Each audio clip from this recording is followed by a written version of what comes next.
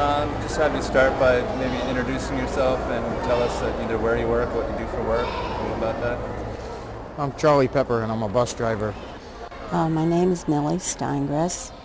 My husband and I own Mendon Mountain Orchards. My name is Levi Machine. Currently working at the Cortina Inn. What type of work do you do there? I'm a cook. Great. My name is Jason Crowley. I'm a courier for a business out of the House Center, CD&L. Besides money, what do you feel like you get out of your job?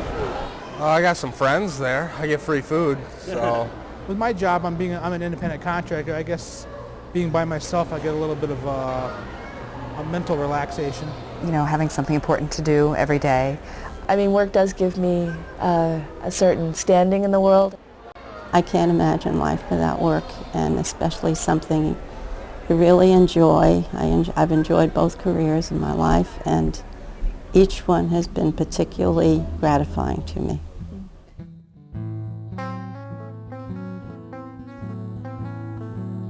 I like saying I'm working to people, and it makes them feel good. It makes everybody happy. I work for Eden Park Nursing Home. I've been working there since the last week of July. It's a good starting job. It's helped me get back on my feet, make money, get back in the game.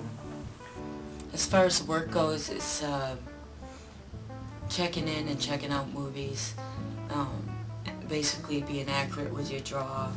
It's a lot of fun. People generally in good moods, they come in, they're looking for a movie, and you can help them by suggesting things or asking them what they're looking for, and I just love my job. Well, my name's Jeff Field. Right now I'd like to sell used guitars on eBay. What I did was I went over to see a guy named Dave Fretz over at Brock, and we took my scattered writing and we put it together into a business plan. Hi, I'm Stephanie Lovelet, and what I do for my job is Mendon Mountain Orchards, and I clean and I do greenhouse and plants and everything like that. I get along with my boss. She's very sweet, Millie, and I love to make money. So it helps me out.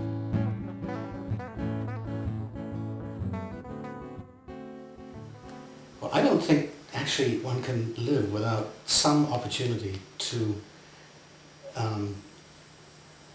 work for the benefit of whoever you live with. It's in a sense, it gives you a title. It's how we define ourselves in life. It's who we are, what work we do. What does works mean to you? I know exactly what it means to me.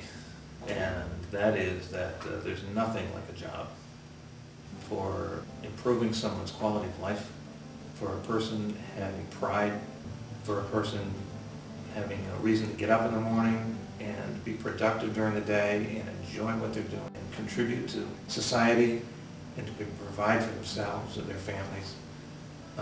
There's nothing like a job. As much as every day when the alarm goes off I want to stay home, it would be hard for me. If I couldn't work, I think it would be hard for me to keep myself up every day and to, feel good about things. What would you do if you couldn't work? If I couldn't work, I'd probably sit at home and watch the Springer Show. So we don't want that. I've been unemployed a number of times in my life, and I'm always at my lowest point when I'm unemployed. To start at the beginning, I would like to, because I think I've had some experiences that maybe some people haven't had. I graduated from college in 1970 and was married at that time and had a child on the way, and was fortunate enough to land a very good job in Hartford, Connecticut. I started out in Hartford, Connecticut. The company was called General Reinsurance Corporation. They sent me to New York City, and I lived there for a while for intensive training. Then I came back to Hartford, and I was a commercial property, what they call commercial property underwriter. My job was not, however, a typical insurance job. These were high risks, kind of like the things that Lloyd's of London insured. So in that way, it was a fascinating job, very interesting, and I enjoyed doing it. One evening, however, when I experienced the first onset of my illness, I can remember it with such clarity even to this day. I was sitting in a restaurant in in Marblehead, Massachusetts, entertaining a client, which is what I did a lot. It was a Polynesian restaurant, and I looked over at the wall. There were volcanoes and palm trees painted on the wall, and I looked over at the wall, and there were real flames coming out of the volcanoes. I looked at the client across the table from me, and I saw horns start growing out of his forehead. And I jumped up and I screamed, "I don't want to be in hell." And I ran out of the restaurant. Well, my career in reinsurance was over at that time. You can laugh about it now, but it was a real tragedy for me. So it was a very severe illness that I found out about in a way that was particularly cruel, in that as far as work was concerned, I was out of the insurance business. I didn't know it was mental illness. Something happened, schizophrenia, and it disrupts your life. 2 or 3 days without and it can create mental illness, sliding effect. Mental illness, location. All these people. sort of bizarre, I guess. Or mean and nasty. My son or your neighbors. No.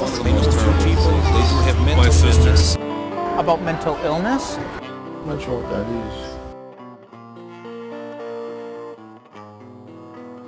I didn't know it was mental illness. I guess we'd say after high school. Then his behavior started to get a little sort of bizarre, I guess. Not terrible, but it was up and down. He was okay, and then he wasn't. He'd leave home. He wouldn't call. Things that happened that never happened before. I mean, he never was a problem growing up. He came home one day after being away for a month or so, and he slept like around the clock for 3 days. And it dawned on me that this was extreme depression, it seemed. Could be, or something. So, When he diagnosed it, gives the manic depressive, the new word bipolar, then we went on the internet, we found books, and we began educating ourselves. And I think that was very important, that we know, have as much information as there is out there for the public.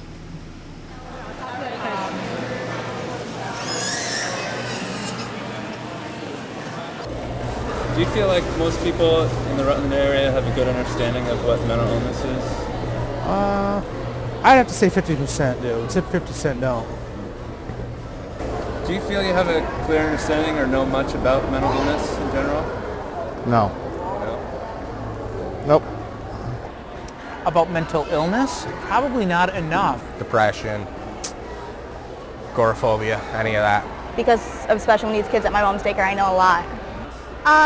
Well, I'm not sure if it's like a mental illness, but there's a person in my class who has diabetes, and my sister has hypoglycemia, and I have asthma, so.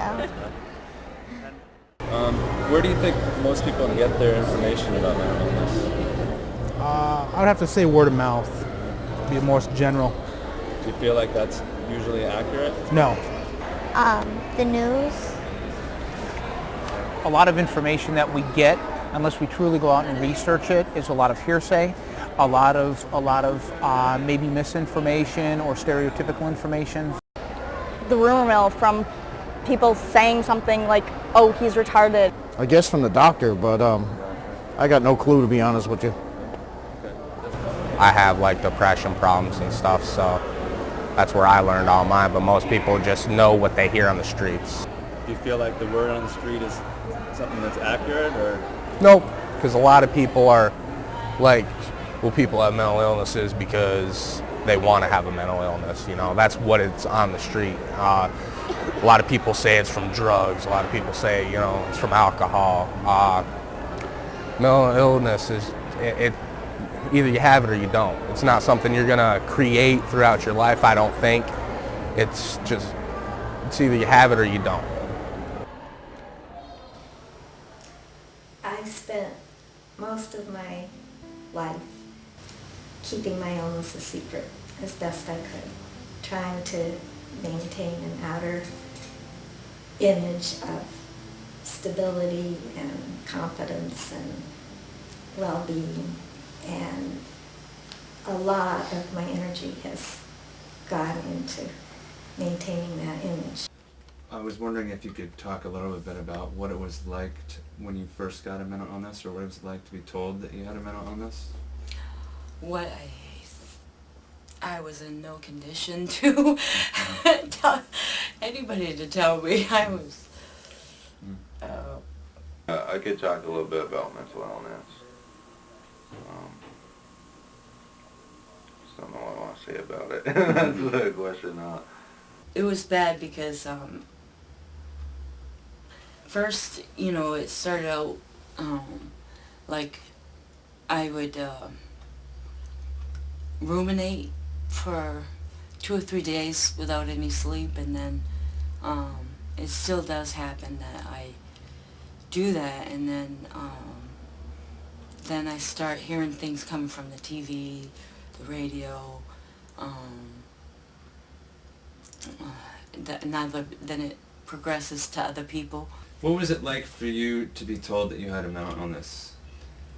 I guess it really wasn't that big a deal because I knew I had one, even before I was diagnosed, because I was thinking to myself, no one who's sane thinks like this, whatever, or feels like this.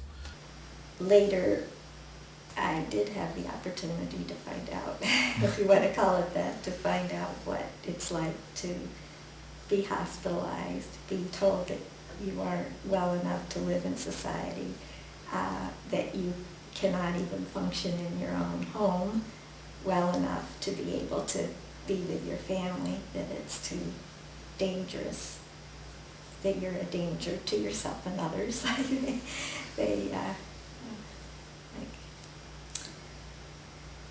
You know, the criteria for being put in hospital.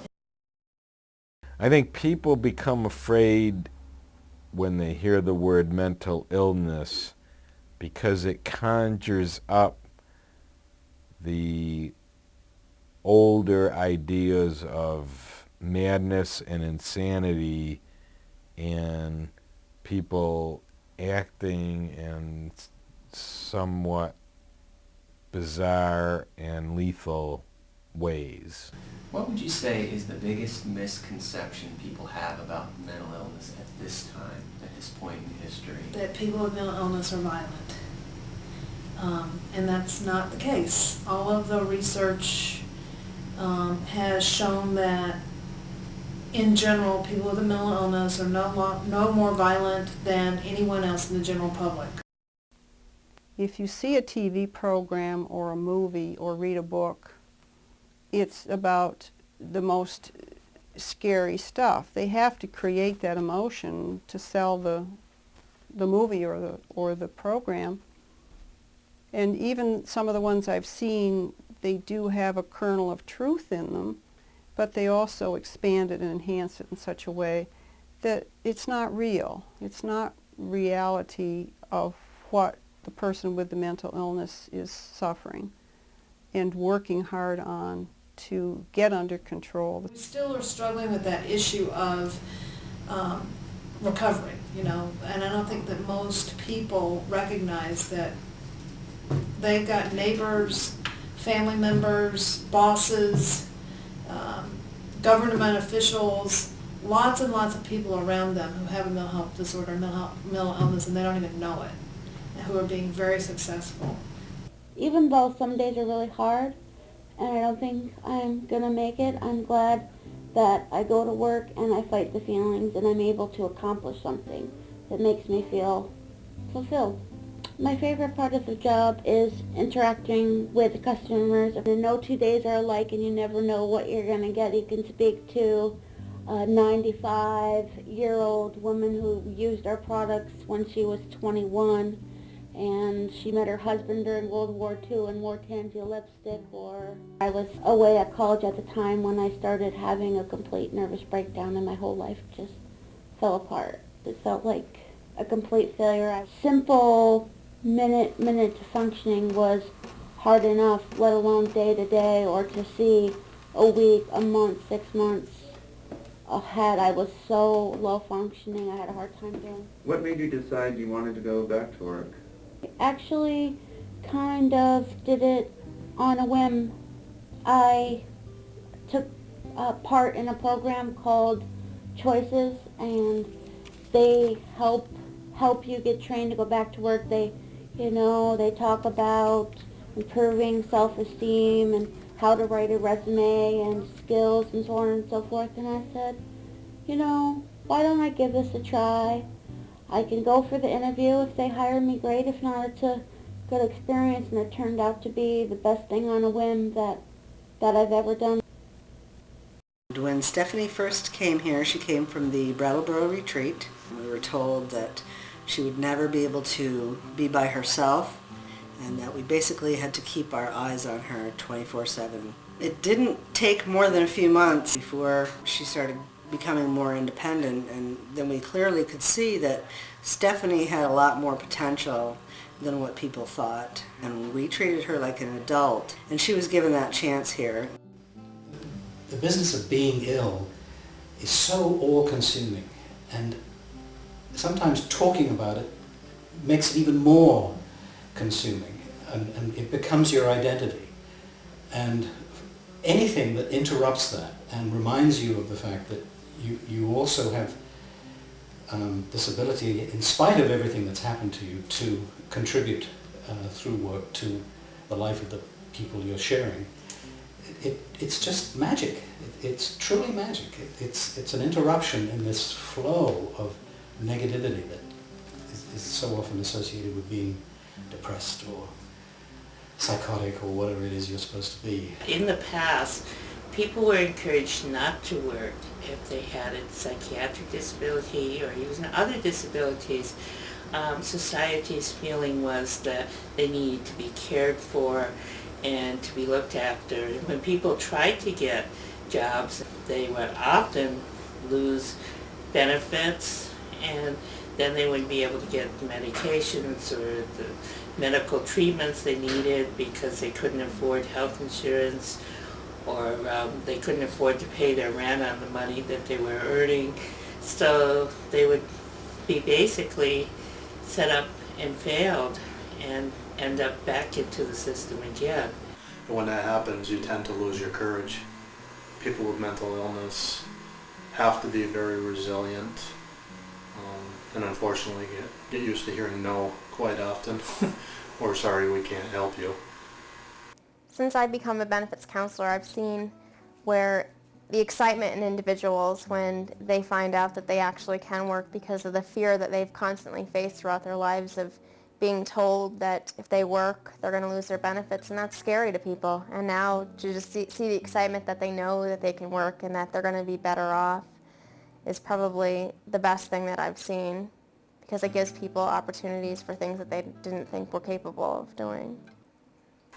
Another big issue is the desire for the actual employers to want to fill some positions with people who may have past or present mental health conditions.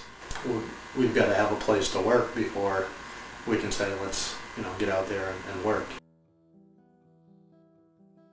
What do you see as maybe the biggest barrier, or some of the barriers maybe facing people with mental illness as far as looking to go back to work is concerned? I think probably the biggest problem is employer perception of their abilities, or their perception that they'll have a problem. If I as an employer are going to hire this person with a mental disability of one kind or another, I'm going to have a problem if I hire this person. I don't know what they'll do. I don't know how they'll behave. I don't know how the rest of my crew will work with them or get along with them. And I think that fear probably is a very large barrier for many people trying to find a job. The first thing I was worried about was how my customers would perceive these people. What would they look like? How would they dress? How would they be conducting themselves around my customers? Those were concerns that I was plagued with. I was outwardly open-minded, but I would say had some hesitancy about it. I was surprised even at my own reaction when you said, okay, well, can we have someone mentor for the day? And it was kind of like, oh, well, yeah, that's fine, but boy, I got to check with my boss, and I have to make sure, how do I approach this with him? And, you know, it sort of was like, brought up the same sort of issues I'm sure it brings up for other employers. But yeah, I was somewhat hesitant with mental illness, certainly. You know, I would expect it. I would expect somebody to be uncomfortable. We often say in the Val office there that we'd rather somebody be open and say, I don't know if I want to do this, because then we have an understanding. We're not going to yell at them for it. But if somebody doesn't share their thoughts, you know, the old politically correct, we don't have a basis to develop some understanding, and so, you know, I often think it's good when somebody says, I'm not sure about this. You know, I think organizations like Vocational Opportunity Works, you know, and Rutland Mental Health Services and so forth are really helping to provide that bridge, which is the biggest, most important thing, I think, is just purely the education. Educating employers and providing and facilitating that connection between employees and employers. Once you sent someone to us, I mean, he was really great, and he had an interest in the field. It was a really good match. I mean, you had really picked somebody that that obviously had an interest in what we were doing for work. When Bob first came here to work, my own prejudices got in the way, and there was never a problem. We worked Bob into a situation where he would be around people more and more each time that he came. And it was a real good experience, and it helped me with my, say, prejudices or preconceived notions about people with mental illnesses. And it's like anything else. A new employee is a new employee, and I've employed people for years, and it has really turned out to be an exceptionally good experience, because the fellow shows up on time, he works, takes a break. It's great. If I had 10 more like him, I could stay home. I think that we're underestimating, or I have underestimated both Bob and George, the two gentlemen who worked here, and maybe the two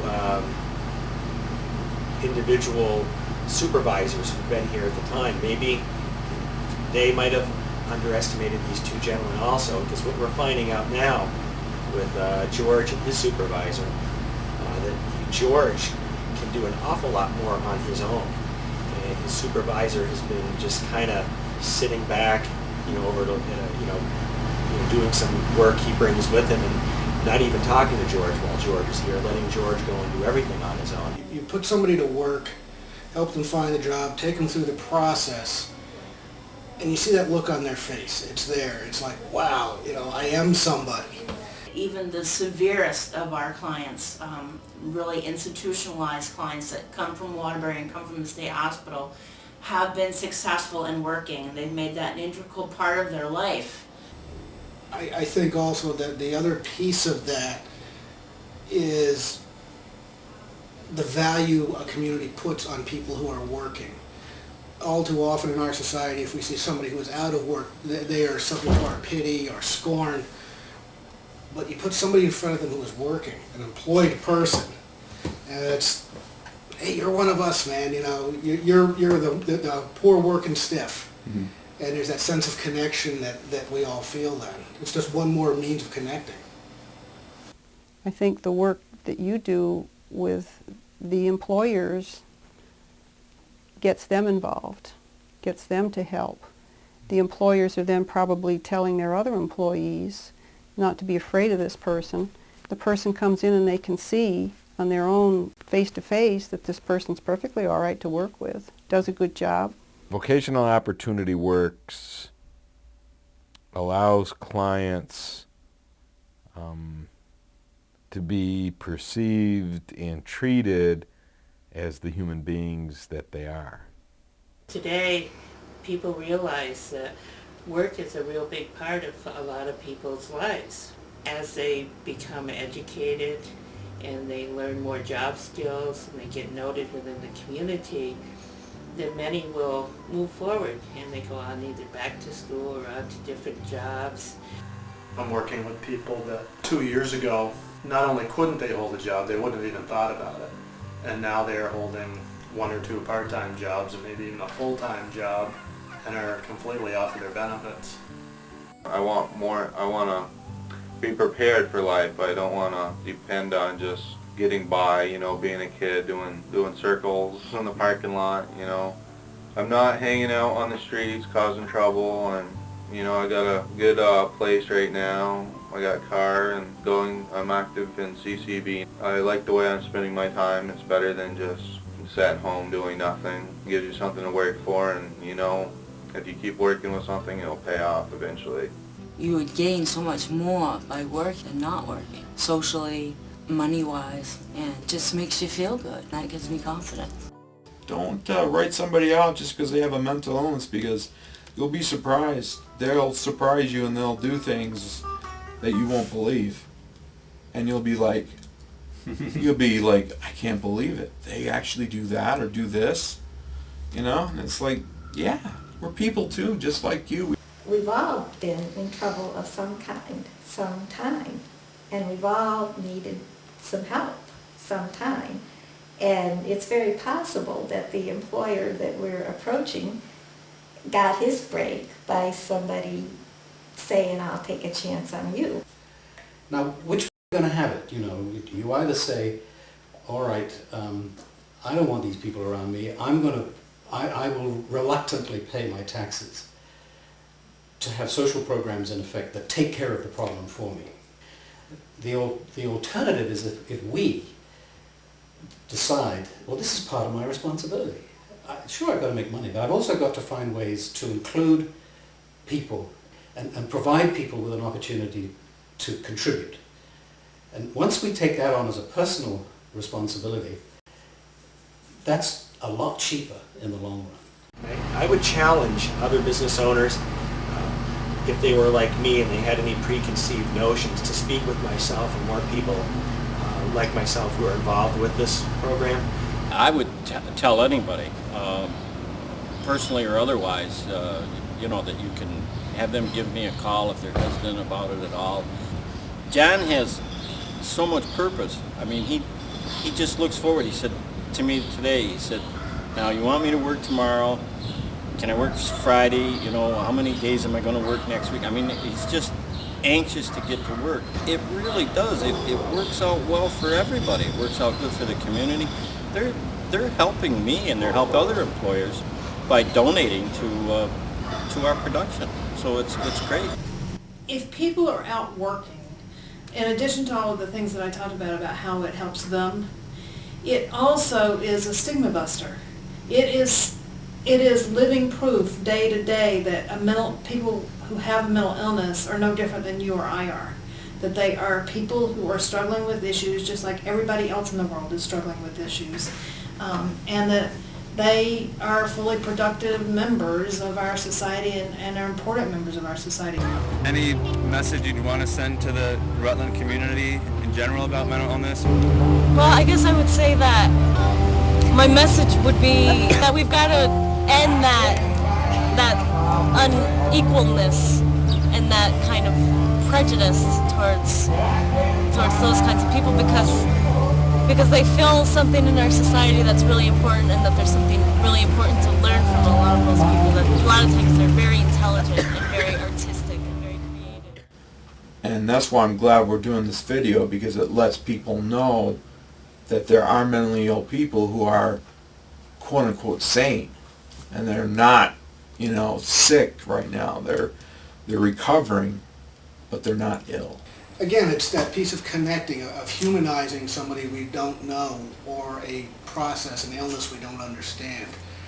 Seeing somebody with a mental illness in a normal work environment, it just tears that away. You can't look at somebody with disdain if you're working shoulder to shoulder with them, or watching them sweep the floor that you just swept 2 days ago.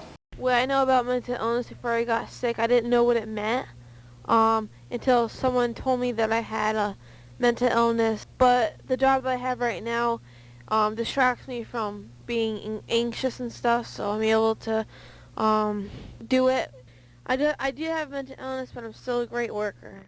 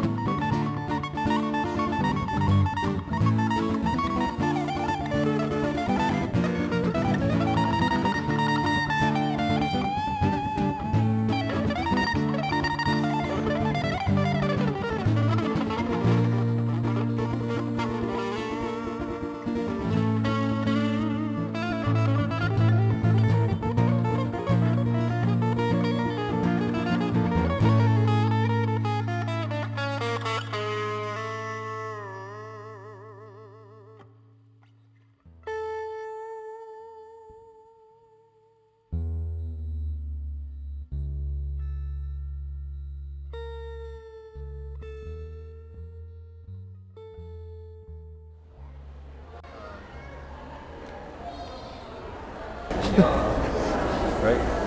Well, that's all there is to it. thank you. Perfect. Thank you.